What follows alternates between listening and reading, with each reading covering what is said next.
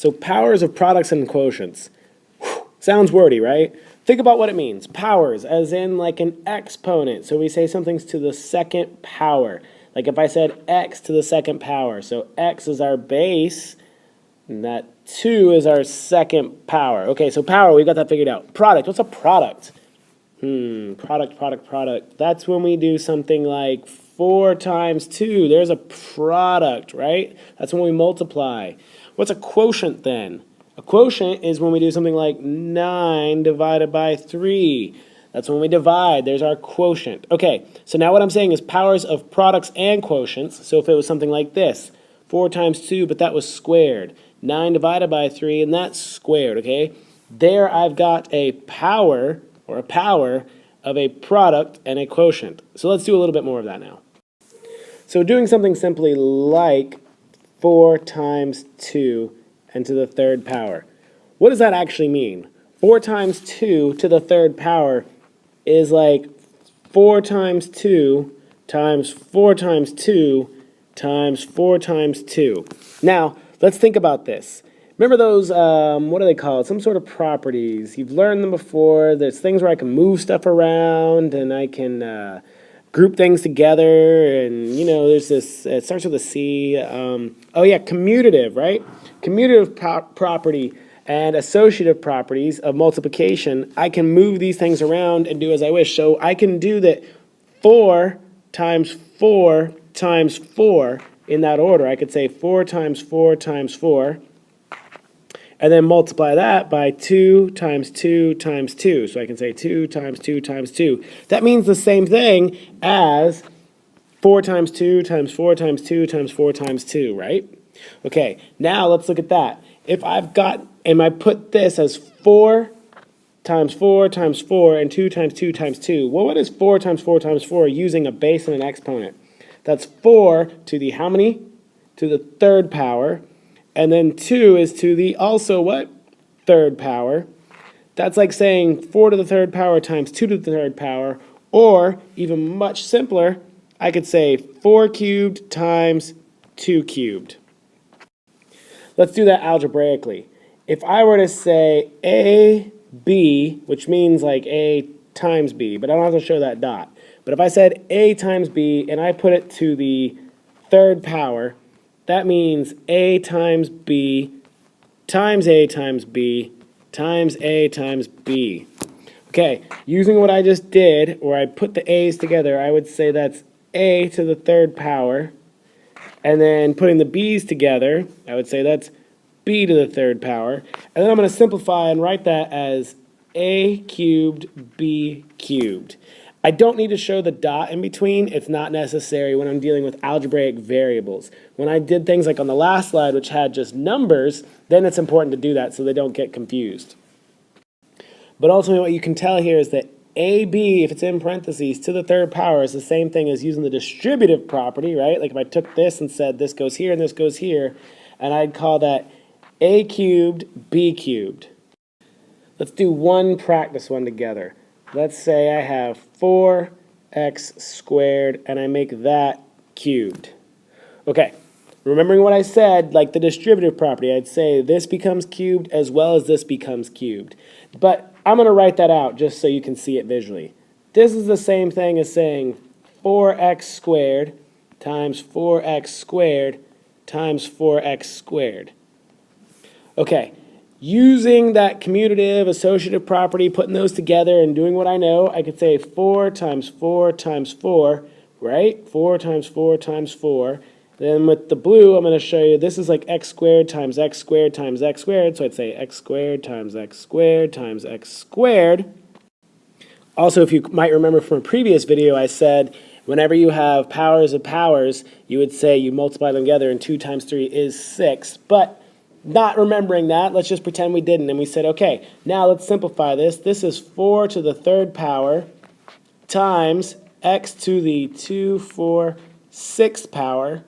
And most simply, I would write this as 4 cubed x to the 6th. Now, if I were to say I want this to be what actually is 4 squared, 4 cubed, then you would actually do that out and you'd say 4 times 4 is 16 times 4 is 64. So our final answer for this would be 64 x to the 6th, which I guess would be truly simplified, we could say. What's that you say? You want one more example? Okay, I guess we can do it. Here you go. Let's do 2p and then to the 4th power. Okay, 2p to the 4th means 2p times 2p times 2p times 2p. Okay, again, using those properties we talked about, I can do this. I can say that's 2 times 2 times 2 times 2. Then I can do p, multiply those together and say p times p times p times p. Okay, this is 2 to the 4th power times p to the 4th power. Okay, that's not fully simplified because I could do 2 to the 4th, and you could tell me what 2 to the 4th is. 2 to the 4th should be pretty simple for us to say. 2 to the 4th is 16, and then we would just say p to the 4th. So 16 p to the 4th would be our final simplified answer there. What about if we had something where it was like x and then y squared to the 5th? Okay, when we use that distributive property, this 5, this 5th power goes to the x and to the y squared. Xy is not a base there, meaning xy is not being squared, just y is the base. Remember, it's like we have that invisible dot right there. We don't have to show it. This means x times y squared.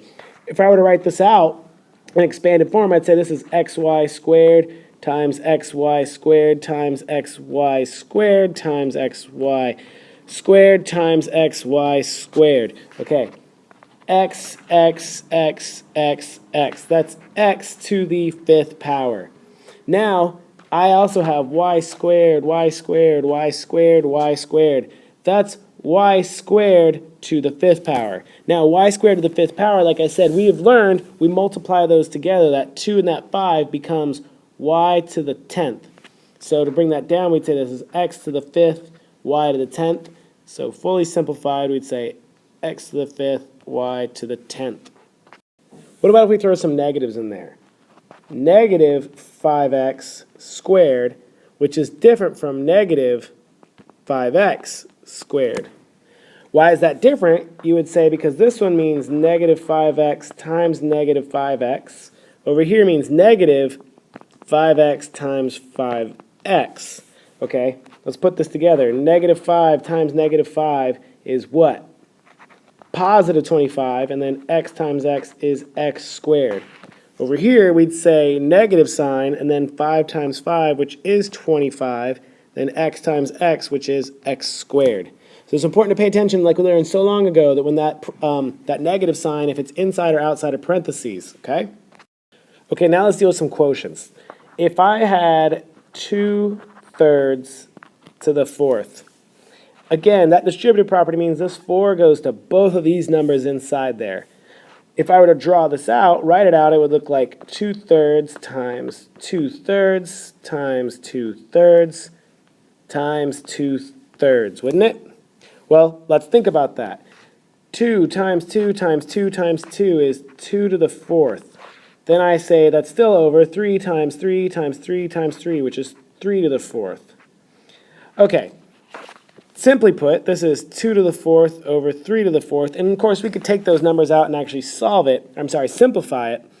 But for the purposes of just understanding that this exponent goes to both numbers in the numerator and the denominator. Algebraically, it would look like this. A divided by B, or A over B.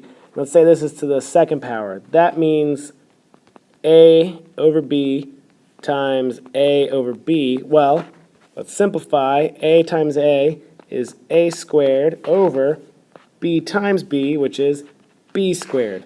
So this original problem right here becomes A squared over B squared. Let's do one here together. Let's do 2/3 cubed. Okay, that means 2/3 times 2/3 times 2/3. Okay, 2 times 2 times 2 is 2 cubed over 3 times 3 times 3, which is 3 cubed. Now let's go ahead and do that fully out. What is 2 cubed? All right, well 2 times 2 is 4, times 2 is 8, all right? 3 cubed, 3 times 3 is 9, times 3 is 27. Now we have 8 27s, and you should always say, does that simplify? Pretty sure we're good with this one. 8 27ths will be our answer. Let's do one here with some variables. So let's say 2x squared, sorry, that's an x, over 3, and we're going to do that whole thing cubed.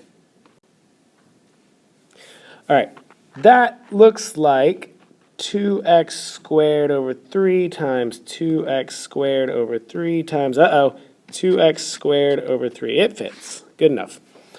All right. Breaking this down, 2x squared does not mean, right here, this does not mean 2x is being squared. It means 2 times x squared, like we have that invisible dot, 2 times x squared, 2 times x squared, 2 times x squared. So we'd say it's 2 times 2 times 2, which is what? 2 times 2 times 2 is 2 cubed, right? Then we would say x squared times x squared times x squared. Well, that's x squared times x squared times x squared is x to the 2, 4, 6, okay? Then we're going to come down here on the bottom, and we're going to say that's 3 times 3 times 3, which is 3 cubed. Okay, now let's expand that out a little better and simplify. On our numerator, we have 2 cubed. 2 cubed, I just did this, is 1, 2, 3, 4, 5, 6, 7. Oh yeah, 8, that's right. X to the 6 is finished. 3 cubed is, it's somewhere between 25 and 30, right? Man, you're so good. It's 27. Okay, there we go. We have simplified that expression now.